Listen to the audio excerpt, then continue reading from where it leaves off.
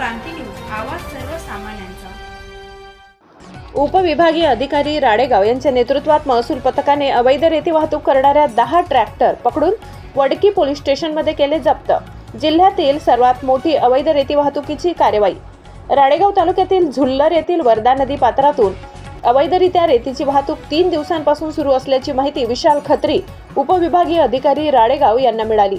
सदर घटनेचे गांभीर्य लक्षात घेऊन उपविभागीय अधिकारी यांनी महसूल पथकाला बोलावून दिनांक 7/3/2025 रोजी रात्री 1 वाजताच्या दरम्यान झुल्लर येथील वर्धा नदीच्या पात्रातून अवैध रेती वाहतूक करीत असताना 10 ट्रॅक्टर मिळाले।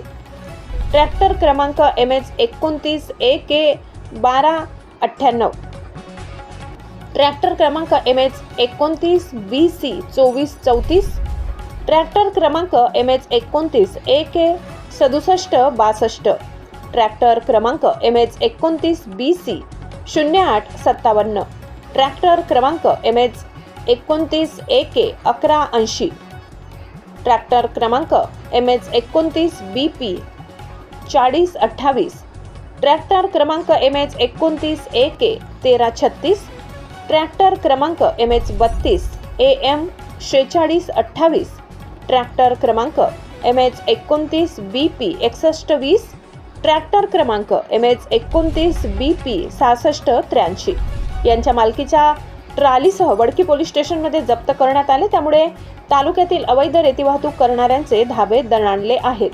महाराष्ट्र क्रांती न्यूज साठी यवतमाळ जिल्हा प्रतिनिधी रजत चांदेकर। अशाच नवनवीन बातम्या पाहण्यासाठी आमच्या महाराष्ट्र क्रांती न्यूज या YouTube चॅनलला लाईक करा, सबस्क्राइब करा आणि बेल आयकॉनला प्रेस करा।